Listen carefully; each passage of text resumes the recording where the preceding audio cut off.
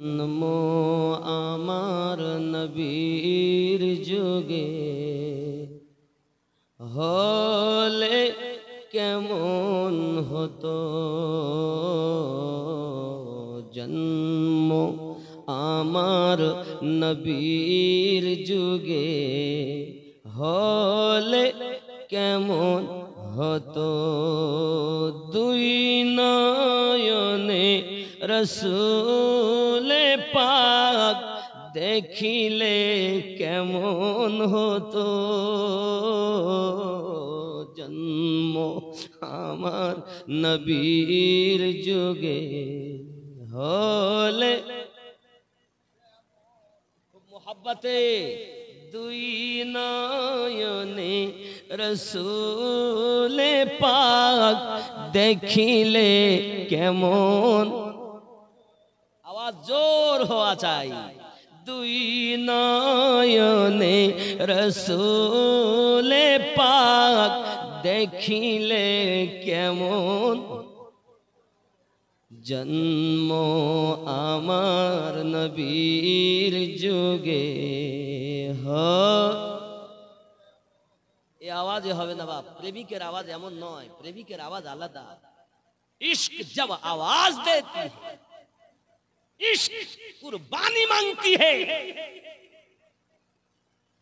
क्या क्या है तुमने कुछ नहीं इश्क के रसूल में आवाज भी नहीं दे पा रहे हो और आशिक के रसूल दवा करते हो घिन आनी चाहिए जोर से बोलो दुई नयने रसूले पाक देखिले केमन है जन्म आमार नबी जुगे हले केमन आस्तो भेषे हजरते बेलालेर मधुर आजान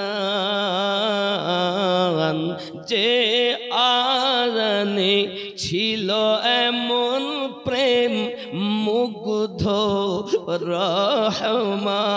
रहमान दयार नबीर पीछे नमाज पढ़िले केमन हतो केन गो दुई नयने रसूले पाक देखिले केमन जन्म आमार नबीर जुगे हले केमन छिलो दृश्य मदीनार देखছেন सब साहाबी खेलছে नाती हसन हुसैन पाशे दयाल नबी केमन छिलो दृश्य मदीनार देखছেন सब साहाबी खेलছে नाती हसन हुसैन पाशे दयाल नबी नबी डाकছেন नाती हसन শুনিলে কেমন হতো जन्म आमार नबीर जुगे हले केमन दुई नयने रसूले पाक देखिले केमन हतो जन्म आमार नबीर जुगे हले केमन हतो हाय हाय जाके देखार आशा सबाई करेছেন আল্লাহ আমরা ভারতবাসী আল্লাহ মক্কার মানুষ কত ধন্য তোমার হাবিবের দিদার লাভ করেছে মদিনার মানুষ কত ধন্য তোমার হাবিবের দিদার লাভ করেছে আল্লাহ আমরা ভারতবাসী একবার তোমার হাবিবকে আমাদের স্বপ্নের দিদার করাইয়া দাও না রব আমার। আয় আমার রব একবার দেখাইয়া দাও, যতদিন না দিদার দিও কবরে আল্লাহ দেখো না। জোরে বলি আল্লাহুম্মা আমিন। देखना है नबी को तो हराम मत खाओ, नबी को देखना है सच बोलो, रसूल की जियारत नसीब करना है।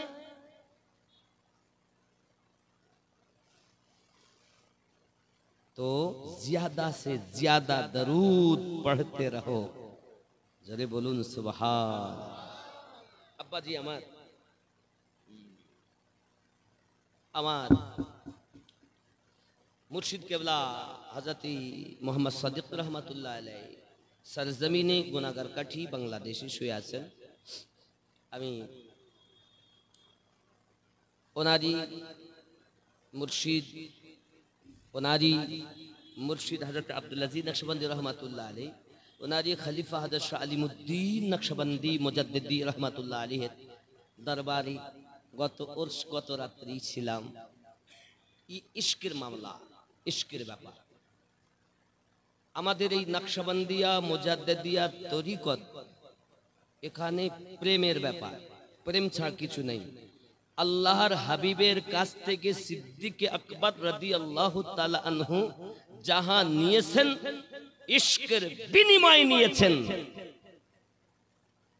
এখানে ইশক के अलावा कुछ नहीं। এর জন্য মুর্শিদ কেবলা ওরাহারি রহমাতুল্লাহ আলাইহি বলতেন, হয় না ধর্ম কল কৌশলে, কামেল পীরের ধ্যান ছাড়া, হিংসা দিয়ে হিংসুকের মন যায় না জয় করা। ওরাহারি রহমাতুল্লাহ আলাইহির কথা। আরে যে মেনেছে সে পেয়েছে, আর নইলে সব হই হই করে চলে। আব্বা আমার আজ কমিটি বিন্দুর বড় আশা, আমিনুদ্দিন ভাই আমাদের এটা মাদ্রাসা উন্নতি করে, মসজিদ উন্নতি কল্পে জলসা। আপনার কাছে আমাদের নিবেদন, হযরত ওমর রাদিয়াল্লাহু তাআলা আনহু সম্পর্কে কিছু আলোচনা আপনি রাখবেন। আমি ইনশাআল্লাহ চেষ্টা করব, কারণ তিনিও আমার এই তরিকতের একজন। খেয়াল করুন, ইমামে রব্বানি রাদিয়াল্লাহু তাআলা আনহুর 14তম আওলাদ শাহ মহিউদ্দিন আবুল খায়ের ফারুকি দেহলভী আলাইহি রহমা রিদওয়ান, উনি দুই রকম ফায়েজ পেয়েছেন। এই দিক থেকে পেয়েছেন ফারুকি তাওয়ার, ওই দিক থেকে পেয়েছেন সিদ্দিকি তাওয়ার। দুই দিক থেকে ফায়েজ পেয়েছেন যিনি, শাহ মহিউদ্দিন দেহলভী রহমাতুল্লাহ আলাইহি হলেন তিনি। আর ওনার থেকে ফায়েজ পেয়েছেন গাউসুল আজম খুল নবী রহমাতুল্লাহ আলাইহি, উনিও দুই রকমের ফায়েজ পেয়েছেন। আর ওনার থেকে গাউস ওয়াহারিও পেয়েছেন দুই রকমের ফায়েজ, ফারুকি তাওয়াত, সিদ্দিকি সাদাকাত।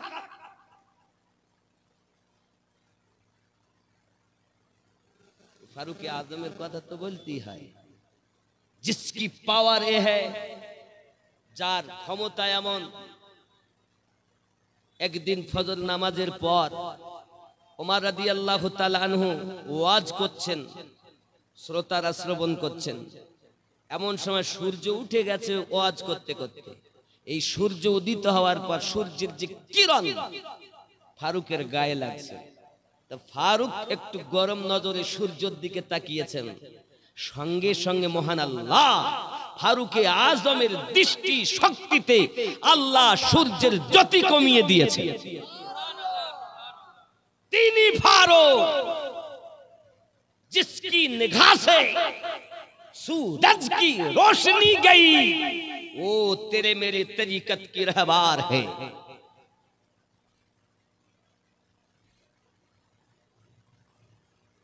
এখন ভক্ত মুরিদেরা বলছেন, হুজুর সূর্যের জ্যোতি জ্যোতি না থাকে তাহলে আমরা বাঁচবো না, মরে যাব হুজুর।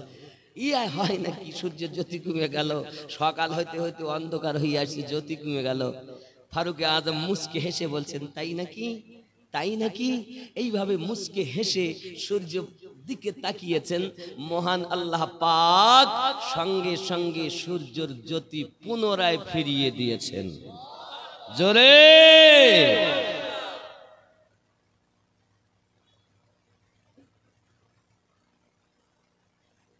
इश्क के अलावा कुछ नहीं।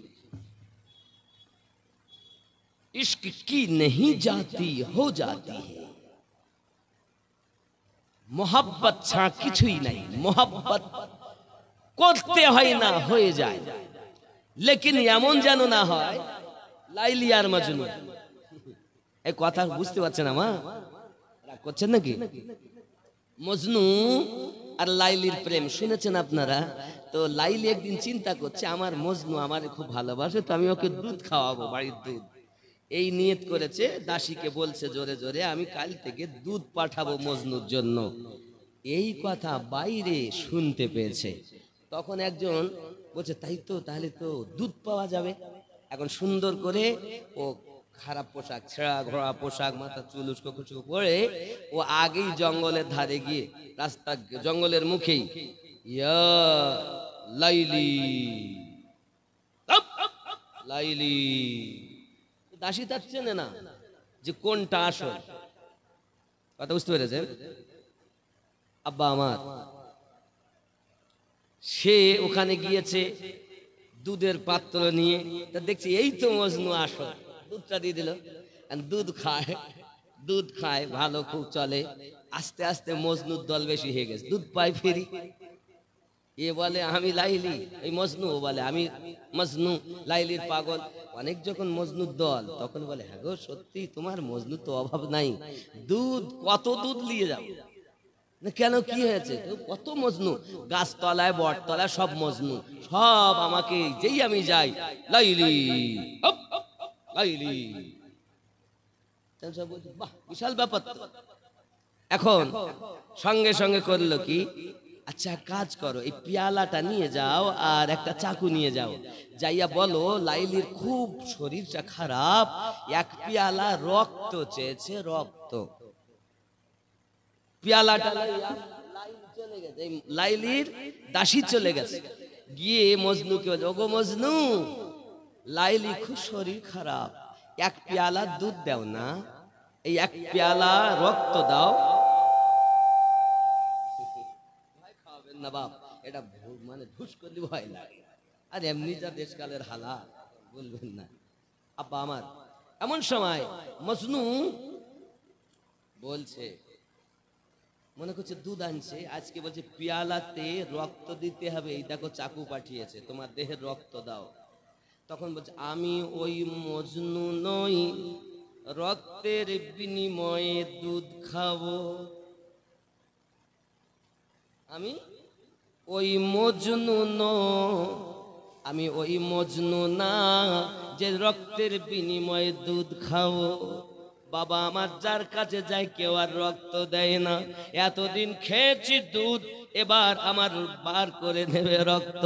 বলে এমন প্রেম আমরা করি না যুবক আমার, ইশক কুরবানি চাহতি হে। আপনি কি ইশক করেছেন, ইশক কেমন করেছেন? নবীর আশিক বললে তাকে আশিক বলে না, ইশক কি नहीं जाती इश्क हो जाती है। मैं उनका दिल का आईना, ओ मेरे दिल का आईना, मैं जिस मंजिल में होता हूँ उस मंजिल में होते हैं। अल्लाहुम्मा सल्ली मौलाना मुहम्मद व अला आली।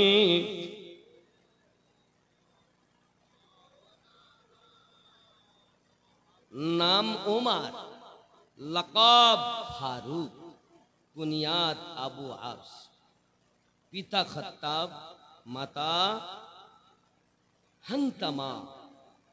বাবজি আমার খুব খেয়াল করুন, আল্লাহ রসুল সাল্লাল্লাহু আলাইহি ওয়াসাল্লামের জন্মে 13 বছর পর ওনার জন্ম হয়। রাসূলুল্লাহ সাল্লাল্লাহু আলাইহি ওয়াসাল্লামের মতোই তিনি বয়স পেয়েছিলেন। নবী পাক যেমন 63 বছর বয়স, ওনারও তেমন 63 বছর বয়স ছিল ইন্তেকালের সময়। জোরে বলুন না ইয়া রাসূলুল্লাহ। বাবজি আমার গায়ের রং ছিল উজ্জ্বল গৌরবময়, টাক মাথা, কন্ডদেশ মাংসবিহীন ঘন দাড়ি ছিল, আর এই গোবের দুই কানা ছিল একটু লম্বা। বীর পুরুষ ছিলেন, যতই মানুষের মাঝে তিনি দাঁড়াতেন তাকেই মনে হতো সবার থেকে লম্বা। জোরে বলুন। তিনি জন্ম থেকে নিয়ে বাবা আমার খালিদ বিন ওয়ালিদ রাদিয়াল্লাহু তাআলা রাসূলের পাকের বিশিষ্ট সাহাবী, এরা গোত্র থেকে মুগিরার এই গোত্র থেকে ইনি এসেছেন হযরত ওমর ফারুক রাদিয়াল্লাহু তাআলা। খুব খেয়াল করবেন, হযরত ওমর রাদিয়াল্লাহু তাআলা আনহু জন্মের পর থেকে ওনার কাজ ছিল উট চড়ানো, জঙ্গল উট চড়াতেন। বাবা মাইক ঠিক রাখো, সোনা আমার, মানিক আমার, কলজে আমার, কলজের বোটা। মাইক ঠিক না করলে আমি প্রতিদিন বকতে হচ্ছে, কত বকবো, কথা বুঝেছেন। আর তারপরও রাতে তো সেইভাবে রেস্ট নাই, সারা রাত ওখানে ফাতে হয়, সকালেরও ফাতে হয়, তারপরে গিয়ে সেইভাবে তো দিনে আরাম হয় না। আর আমি তো চলি নেব, চলায় তাই চলি, বলায় তাই বলি। এ যাহা কিছু দেখছেন আমার না আছে ইল, না আছে আমল, না আছে কোনো কিছু, এ যা আছে সব হুজুরের দান, উনি চালাচ্ছেন তাই চলছে। ইশকের ব্যাপার, প্রেমের ব্যাপার। এই জন্য আব্বা আমার, আমি বলতে পারি, নইলে আমি তো কুত্তার থেকেও খারাপ। আমি আমার পীরের দরবারের কুত্তাও যদি হতাম তাও নিজেকে ধন্য মনে করতাম। শুনে রাখো, আল্লাহর ওলির দরবারে বক্তা হয়ে গেলে হয় না, আল্লাহর ওলির দরবারে মাস্টার, ডাক্তার, এমএলএ, এমপি, মুফতি, মুহাদ্দিস হয়ে গেলে হয় না। আল্লাহর ওলির দরবারে যাওয়ার তরিকতে দুটি নিয়ম দিয়েছে। এক নাম্বার নিয়ম হলো আপনি যাবেন অগাধ বিশ্বাস নিয়ে। দুই নাম্বার নিয়ম হলো দরবারের তার থেকেও নিজেকে নিকৃষ্ট মনে করে যদি যান, এই দুটি যদি আপনার সঠিক থাকে, আল্লাহর রহমত ঝরবে আর মাজার থেকে ফায়েজ আসবে। তুমি তো মুফতি হয়ে গেছো, তুমি তো মুহাদ্দিস হয়ে গেছো, তুমি তো এমএলএ, এমপি সেজে গেছো। তুমি তো বলছো হুজুরের বয়স এত, আমার বয়স 80 বছর, হুজুরের বয়স 40 বছর, আমি গিয়ে চুমা খাবো। কি বলছি তোকে চুমা খেতে খেপা? তোর তো মনই তৈরি হয়নি, মন নাই। মন থাকে কচুর বনে, কি করব সিংহাসনে, পাচায় গু আল্লাহ, ও করে লাভ নাই। যার মন ভালো তার জন্য মুর্শিদ নাজাতের কান্ডারি, তার জন্য মুর্শিদ সবকিছু। জোরে বলো, কথা বুঝতেছে? জি আব্বা। হযরত আমিরুল মুমিনিন রাদিয়াল্লাহু তাআলা আনহু পৃথিবী সরজমিনে রাসূল পাক সাল্লাল্লাহু আলাইহি ওয়াসাল্লামের জন্মের 13 বছর পরে জন্ম নিয়েছেন। আব্বাজি আমার, তিনি এমন একজন সুঠাম দেহের মানুষ ছিলেন বাবা, গায়ের রংটাও খুবই সুন্দর ছিল, দেখতে খুবই ভালো মানুষ ছিলেন বাবা। উট চড়ানো হলো ওনার কাজ, পৃথিবী সরজমিনে তিনি উট চড়িয়ে থাকতেন বাবা। আমার কোন রকম যদি দেরি হতো, ত্রুটি হতো, ওনার পিতা ওনাকে আঘাত করতেন। হযরত ওমর রাদিয়াল্লাহু তাআলা আনহু একদা পিতার অত্যাচারে জর্জরিত হয়েছেন। ওরে আমার সোনা মানিকেরা, আমার বন্ধুগণেরা, বাবারা, ভালো করে মাথায় রাখুন, হযরত ওমর রাদিয়াল্লাহু তাআলা আনহু এমন একজন ব্যক্তি পৃথিবীর সরজমিনে যার মতো আপনার কিনা ব্যক্তি ওই আপনার দেখা যায় না মক্কা নগরেতে। মক্কা নগরে ওমর রাদিয়াল্লাহু তাআলা আনহু আস্তে আস্তে যখন আপনার বড় হলেন, জওয়ান হলেন, আবু জাহেলের মতো দুশমন আব্বা আমার মক্কা নগরে রাসূল পাক সাল্লাল্লাহু আলাইহি ওয়াসাল্লাম ইসলামের দাওয়াত যখন দিতে আরম্ভ করেছেন বাবা, সঙ্গে সঙ্গে আমার নবী পাক আঘাত করে বিভিন্ন ভাবে, আল্লাহ পাকের রাসূলকে অত্যাচার করে আবু জাহেল বিভিন্ন ভাবে। কখন আমার নবী নামাজ পড়তেছেন, গায়ে পিঠের উপরে পচা উটের ভুঁড়ি আপনার পিঠের উপরে চাপানো হয়েছে। যে ঘরে আমার নবী আপনার নবী আরাম করতেছেন, ওই ঘরে দরজার কাছে আপনার পচা ভুঁড়িগুলো, নোংরা ময়লাগুলো আপনার রেখে দেওয়া হয়েছে। নবী দো জাহান সাল্লাল্লাহু আলাইহি ওয়াসাল্লাম ঘর মোবারকা থেকে বাইরে বার হয়ে ওই নোংরাগুলো নিজ হাতে পরিষ্কার করে আল্লাহ পাকের দরবারে ফরিয়াদ করছেন, আল্লাহ মক্কা নগরী আমি নবীকে যারা চেনে নাও তাদেরকে আল্লাহ তুমি ক্ষমা করে দাও।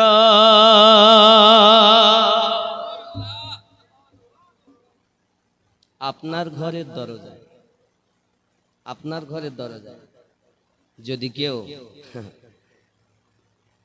গরুর পায়খানা মানে গোবর দরজার মুখী যদি রেখে যায় তা আপনার কি মনে হবে? এই কে কাজ করেছে না?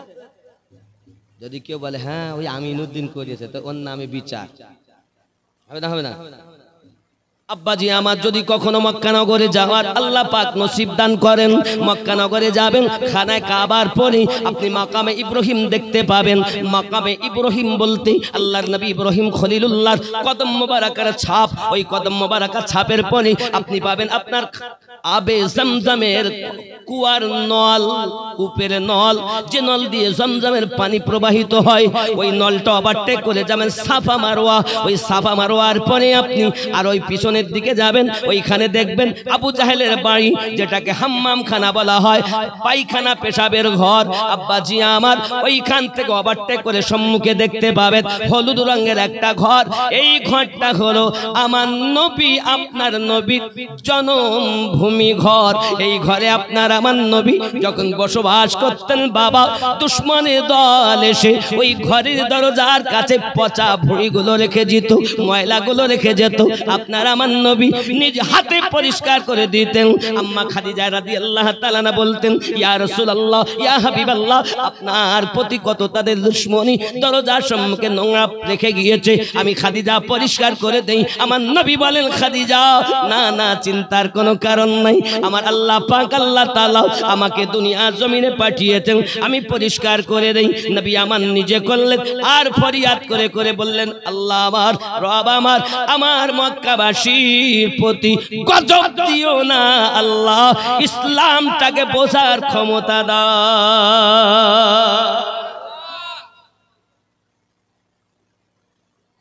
তিনি আমাদের নবী। আল্লাহ হলেন রহমানুর রহিম, আমাদের নবী হলেন রউফুর রহিম। জোরে বলে रब है सबके लिए रब्बुल आलमीन, इन्हीं होलेन रहमतल लिल आलमीन। वो रब है, ये वो रहमत है, वो खुदा है, ये मुस्तफा है, वो ला शरीक है, ये बेसया है, ना उनका कोई शरीक है, ना इनकी जैसा कोई, बनने में ये बेमिसाल, बनाने में वो लाजवाब। जरे बोलুন, কথা কি বুঝতে পারছেন? আব্বাজি আমার সোনা মানিকেরা, ভালো করে মাথায় রাখুন, পৃথিবীর সরজমিনে একজন ভালো মানুষ হতে হবে, ভালো মানুষ হতে হবে। ভালো মানুষ হতে গেলে নিজেকে ভালো হতে হবে। আপনি হয়তো বলবেন, আমিনুদ্দিন ভাই আপনি উঠে থেকে ভালো একটা মনের কথা বলছেন, এই কারণে। আচ্ছা, আমাদের এটা পশ্চিম বাংলা তো বাবা, এই পশ্চিম বাংলার রাজধানী কোথায় গো? জি, পশ্চিম বাংলার রাজধানী ভগবানগোলা। তো কোথা? কোন কথা? কনিকাতা বলেন, কোন খাতা? কলকাতা অথবা কলিকাতা পশ্চিম বাংলার রাজধানী। আর ভারতের রাজধানী দিল্লি, দেহলি যাই বলেন, যেটা বুঝলে। তবে মনে রাখবেন, যেই দেহলি বলুক আর দিল্লি বলুক, ওর মন ওইদিকে টেনেছে, এখানে না, ওই সেই দেশে, নাকি বলেন? আর এই যে দেহ রাজধানী, এই দেহ রাজধানী, এই দেহ যে দেশ, এই দেহের রাজধানী কোথায়? কথা বলেন জোরে, সবাই একসঙ্গে বলেন না। হৃদয়, হৃদয়, কল, অন্তর। আল্লাহ পাক রব্বুল ইজ্জাত বলেন, আমি মানব দেহের ভিতরে একটি রাজধানী দিয়েছি, রাজধানী যদি ভালো হয় পুরো দেহ ভালো হবে। ওই রাজধানীটার নাম হলো কলব। জোরে বলুন সুবহানাল্লাহ। এই কলবের রোগ হলো 14টা। কটা কটা? আমার এই ওয়াজ বলো সব মৌলবীরা করবে না, এরা শুধু ওয়াজ করে ফজিলাতের ওয়াজ। ডান পা দিয়ে মসজিদে উঠলে এতরা নাকি, বাম পা দিয়ে হাগার ঘরে গেলে এতরা নাকি, পেশাবের দোয়ায় এতটা নাকি, পায়খানার দোয়ায় এতটা নাকি, মসজিদে ঢোকার দোয়ায় এতটা নাকি। কিন্তু আমার এই ওয়াজ খুব কম লোকই করে, খুব কম। যুবকরে আমার কলবের রোগ হলো 14টি, আমি বলিনি, আমার আল্লাহ পাক জানিয়েছেন। এই কলব যার পরিষ্কার হয়ে গেল ওই ব্যক্তি একজন সুপারম্যান হয়ে গেল। কলব যাহার ভালো, দেহ তাহার ভালো, মন যাহার ভালো, সব কিছু তার ভালো। মন যার ভালো, ইবাদত তার ভালো। মন যার ভালো, দান তার ভালো। মন যার ভালো, কথা তার ভালো। মন যার ভালো, সব কিছু তার ভালো। ঠিক না বলে? এই কমিটির লোক জালসা দিয়েছে, আমাকে 30,000 টাকা দিচ্ছে। কত কথা বলেন? আমাদের আমিনুদ্দিন 30 করে লিছে বলবে, বলো বলেও বাবা এরপর তো আমি 50 করে লিব, আর লিব পায়ে ধরে লিব। তাও কেন লিব বাবা? আপনার টাকা নিয়ে আমি সব খাই না গো। একটা প্রতিষ্ঠান তৈরি করছি আহলে সুন্নাত ওয়াল জামাতে, হয়েও গেছে, মাদ্রাসা চলছেও, কিন্তু মাদ্রাসার কাজ বন্ধ নাই, চলছে। আব্বা এই আপনাদের কালকে আমি আসার আগে ওই মাদ্রাসায় 1 ঘন্টা মাটির কাজ করিতেই এসছি। কি মনে করছেন? 30,000 টাকা দিলে 3,000 টাকাও আমি লেই নি, 2,000 টাকা আমি লেই, যাওয়া আসা খরচা বাদ দিয়ে সব মাদ্রাসায় দেই। আপনি আমার হিংসা করেন, কোনো অসুবিধা নেই, যত করবেন আমার তত লাভ। মুর্শিদাবাদের লোক গরিবকে বললে মুর্শিদ, আমার গসরাহারি বলতেন মুর্শিদাবাদ নয়, এটা মুর্শিদাবাদ, মানে মুর্শিদের আবাদ। যে জায়গায় মুর্শিদ থাকে তার আবার গরিব হয় না, এটা আমার মুর্শিদের। আল্লাহ রহম করুক, জোরে বলি আমি। আর আপনাদের আজকে মেহফিলের শেষ মোনাজাত যিনি করবেন জনাব মাওলানা মোহাম্মদ বদরুল আলম সাহেব মাদ্দাজিল্লাহ আলিয়া, তিনিও বড় এই তরিকতের একজন মোহাব্বতের মানুষ। জোরে বলুন সুবহানাল্লাহ। বাবা আমার এই কলবের রোগ হলো 14টা। কয়টা? ও বাবা ইউটিউব দেখে দেখে বড় মৌলবীদের ওয়াজ শুনতেছ, নামাজ আছে, দাড়ি আছে, টুপি আছে, হজ আছে, যাকাত আছে, কিন্তু ভালো একটা মন নাই। জেনে লাও, আল্লাহ পাক বলছেন 1 নাম্বার কলবে মারিদ অর্থাৎ রুগ্ন অন্তর, সূরা তওবা আয়াত নাম্বার 125। ভালো করে বুঝবেন, আজ আমি ফারুক আজমের করব, কিন্তু এটা অন্তরটা বলে নেই। বলবো না ছেড়ে দেব? বলবো। আব্বা আমার 1 নাম্বার কলব বললাম, কলবে আপনার কি নাম মারিদ অর্থাৎ রুগ্ন অন্তর, সূরা তওবা আয়াত 125। 2 নাম্বার কলবে মাকতুম অর্থাৎ মোহর মারা অন্তর, সূরা আল বাকারা আয়াত নাম্বার 7। 3 নাম্বার কলবে গাফেল অর্থাৎ গাফেল অন্তর, সূরা আল আরাফ আয়াত নাম্বার 179। কয়টা রোগ বলা হলো? 4টি। আব্বা আমার 5 নাম্বার বলা হয়েছে কলবে মুতমাইন্না অর্থাৎ শান্তিপূর্ণ অন্তর, সূরা ফজর আয়াত নাম্বার 27। যুবকরি ভালো করে বুঝুন। 6 নাম্বার কলবে মুনির অর্থাৎ বিনতি অন্তর, সূরা কাফ আয়াত নাম্বার 33 ও 34। হে যুবক আমার 7 নাম্বার কলবে জায়েক অর্থাৎ বক্র অন্তর, সূরা আল ইমরান আয়াত নাম্বার 8। সবকিছুই কোরআনে আছে, চোরেরা বলে না। নামাজ তো দিয়েছে, কিন্তু ওই নামাজে রব দেখে না, ওই নামাজে নবীও দেখে না, ওই নামাজে কিছুই দেখে না। নামাজও পড়ে আর মন মাঠেও থাকে, আছে না? এই সবে আমাদের মতো বক্তা চোরদের জ্বালায় আপনারা সঠিক জিনিস পাননি। দোষ আপনাদের না, আমাদের। আব্বাজি আমার ভালো করে বুঝুন। 8 নাম্বার কলবে আমা অর্থাৎ অন্তর, অন্ধ অন্তর, কলবে আমা অন্ধ অন্তর, অন্তর দেখে না, অন্ধ। তার মানে কলবে চোখ আছে, জোরে বলুন। দারিমি শরীফের ভিতরে লেখা, জিবরিল আলাইহিস সালাম বলেন, নবীকে যেদিন মিরাজে নিয়ে যাই, গোসল দেওয়া হয়, আমার নবী পাকের কলবে আমি জিবরিল 2খানা চোখ দেখেছি। রসুলে পাকের জাহিরি দুটি চোখ, কলবি দুটি চোখ। আবু দাউদ শরীফে বলা হয়েছে মোহরে নবুয়তকেও চোখ।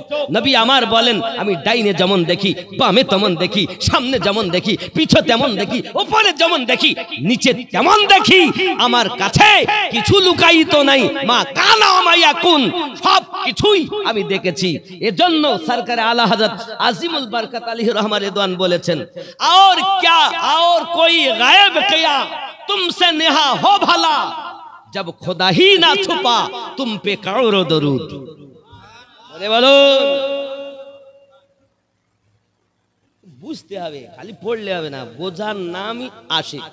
বুখারী শরীফ যদি ইশকে রাসূলের কাছে পড়া হয় তো তোমার দেহের রোগ চলে যাবে। আর বুখারী যদি দুশমনে নবীর কাছে পড়া হয় তো রোগ আসবে। কি কি রোগ আসবে? কিয়াম নাই, দরুদ নাই, দুয়া নাই, মিলাদ নাই, নাই নাই নাই, কিছুই নাই। ও আছে শয়তান কোথাকার।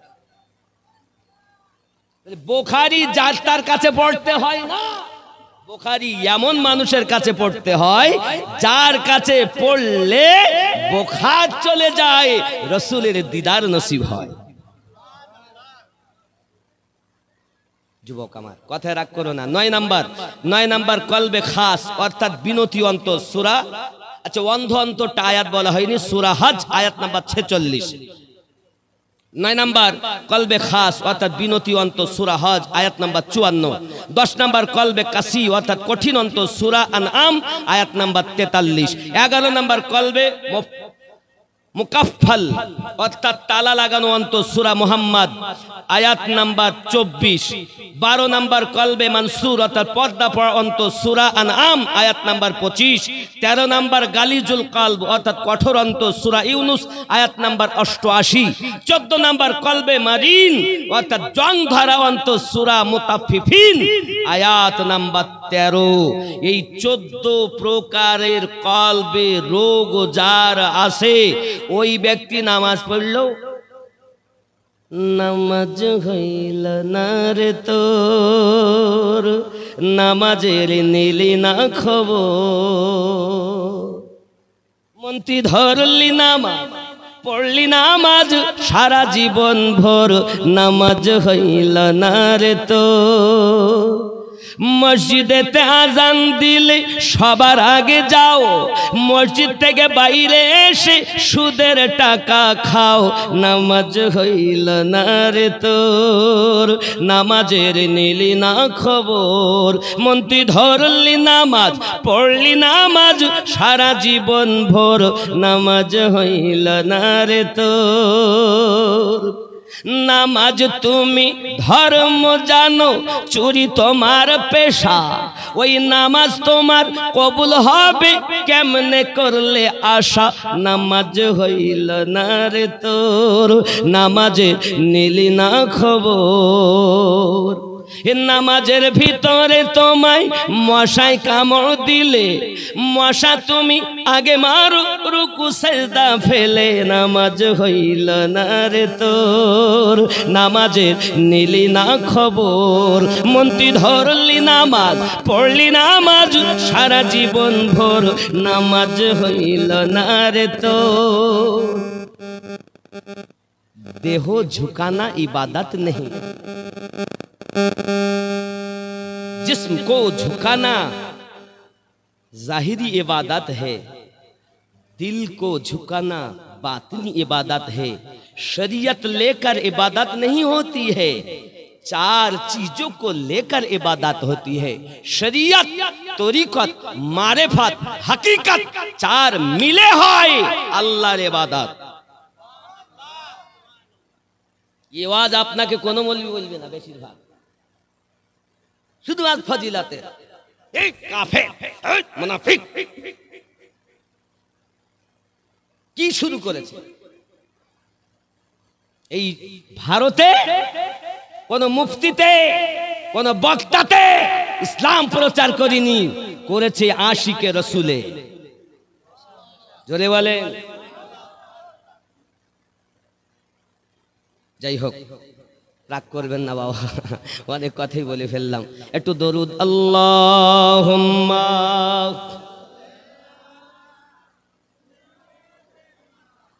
মাওলানা মুহাম্মদ ওয়া আলা আলি সাইয়্যিদিনা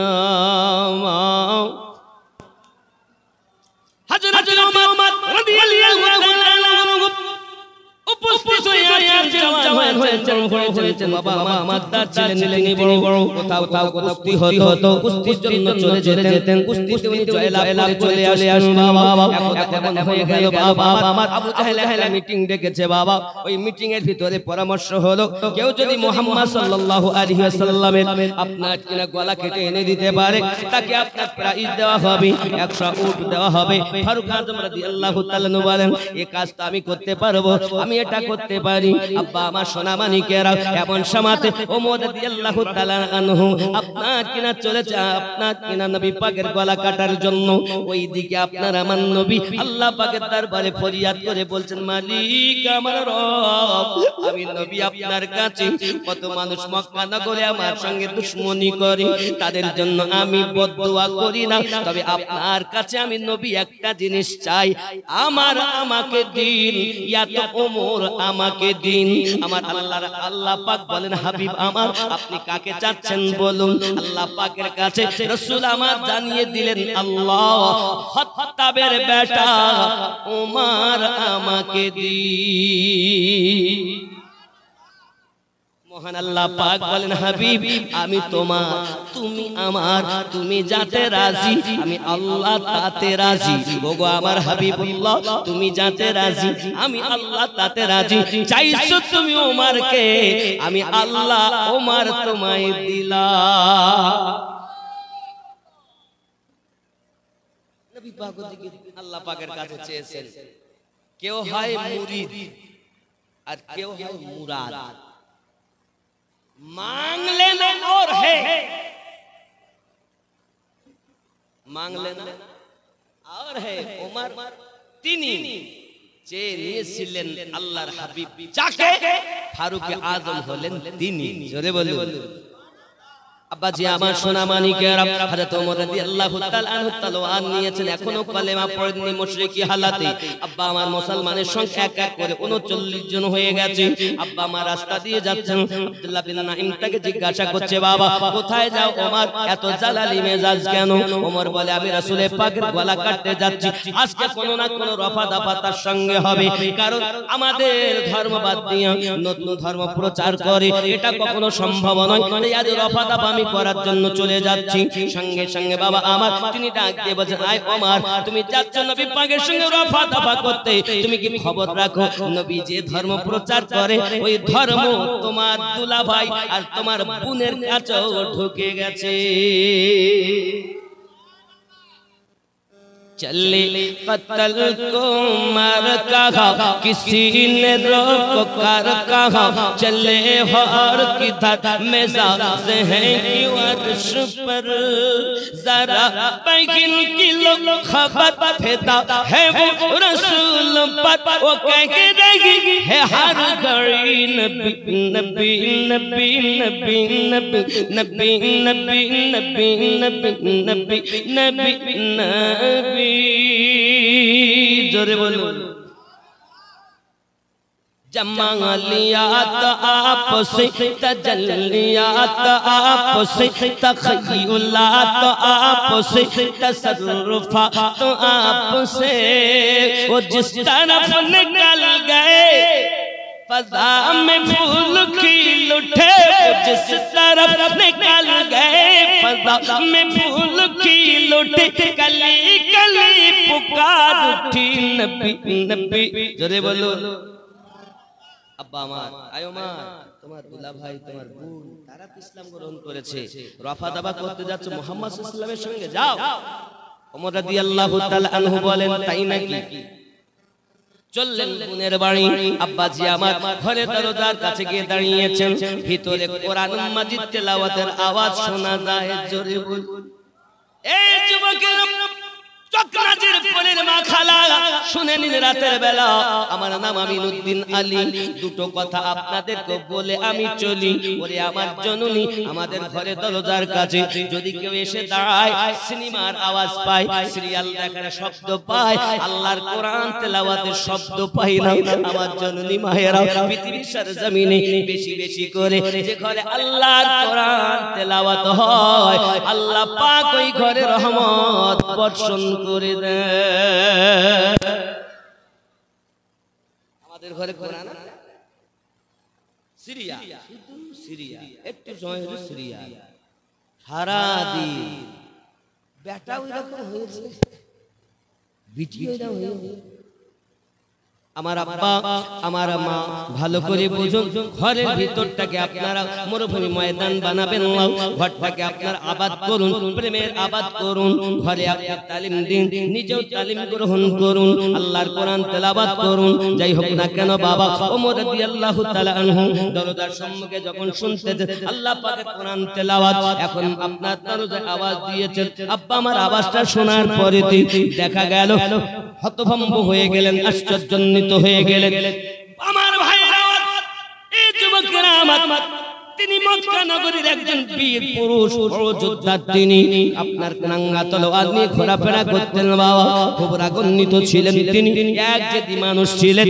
যাহা বলতেন তাই করতেন যেমন দেখুন অনেক বাচ্চা অনেক ছেলে আছে বাবা যা বলে তাই করে এমন রাগ তাদের বাবা যা ইচ্ছা এটা দিতেই হবে খাওয়া দাওয়া বন্ধ বাপ আদর করে বাবা টাকা নাই কোথা থেকে দেবে মা বলে বাবা কোথা থেকে দেবে আমি কিচ্ছু জানি না এক বই ফারুক আজম রাদিয়াল্লাহু তাআলা আনহু এরকমই ছিলেন তৎকালীন ইসলাম গ্রহণ করার পর পরিবর্তন হয়েছেন কিন্তু প্রথমে এরকমই ছিলেন এক যা বলবে তাই যদি বলে তোরে মেরি খাও তাও না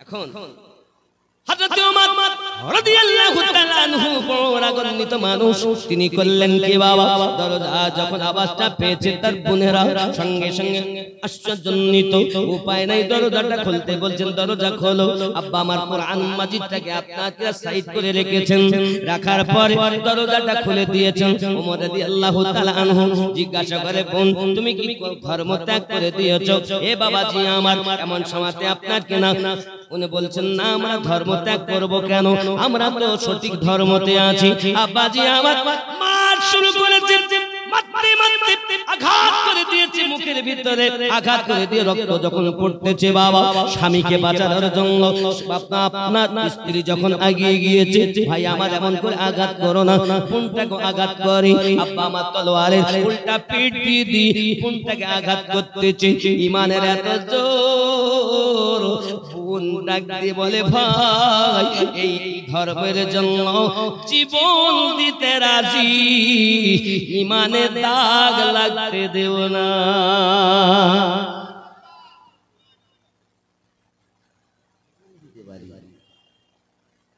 হযরত ওমর রাদিয়াল্লাহু তাআলা আঘাত করলেন প্রচুর রক্ত পড়তেছে বাবা সোনামানিক রক্ত পড়ে তবু তাদের জবানে একই কথা ইসলাম ধর্ম ছাড়তে পারবো না কারণ যার দুধ ওমর ফারুক পান করেছেন তার দুধ আপনার কিনা হযরত ফাতেমা তিনিও পান করেছেন ও সোনামানিকের আমার এমন সময়তে দেখা গেল পৃথিবীর সরজমিনে একই জনার বা ভাই যেমন বোন তেমন রাগান্বিত যুবক আমার যখন বোন একটি কথাই বলেছে ভাই যতই মানেন আমাকে আঘাত করেন আমার একটি মাত্র শেষ কথা মেরেও যদি আপনি ফেলে দেন আমি যদি শেষ নিঃশ্বাস ত্যাগ করে দিই আপনার আঘাতে তবু জেনে রাখুন আমি ইসলাম ত্যাগ করতে পারবো না ওমর রাদিয়াল্লাহু তাআলা আনহু এই কথাটি যখন শুনেছেন তখন তার মনের ভিতরে একটা আসর হয়েছে সঙ্গে সঙ্গে তিনি বলতেছেন ওগো আমার বোন কি তুমি পড়তেছিলে আমাকে একটু শোনাও না বলে না না না আপনাকে শোনানো যাবে না ওই কালাম ওই কিতাব আপনাকে পবিত্র হতে হবে, গোসল করতে হবে। সঙ্গে সঙ্গে বোন আপনাকে না ভাইকে বলেন, ভাই তখন বলে আমি ওযু করতে জানি না, গোসল করতে জানি না। ওনার নিয়ম শিক্ষা দিলেন, ওমর ওযু আপনার করে পবিত্র হয়ে এসে বসেছে। বোন কোরআন মাজিদ তেলাওয়াত শুরু করে দিয়েছে। জোরে বলুন না ইয়া রাসূলুল্লাহ। যুবকরা আমার, আল্লাহ পাকের কোরআন তেলাওয়াত শুরু যখন করে দিয়েছে, সঙ্গে সঙ্গে ভাই আপনার ওমর রাদিয়াল্লাহু তাআলা আনহু শ্রবণ করতেছেন, চিন্তা করতেছেন, তাই তো এত সুন্দর বাণী আমি জীবনেতে শুনিনি। বোন শুরু করেছেন, আউযু বিল্লাহি মিনাশ শাইতানির রাজীম, বিসমিল্লাহির রাহমানির রাহিম।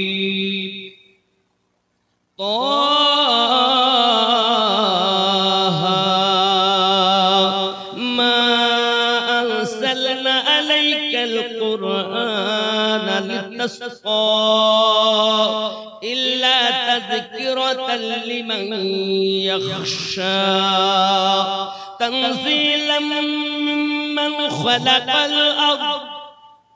خلق الأرض والسماوات الأولى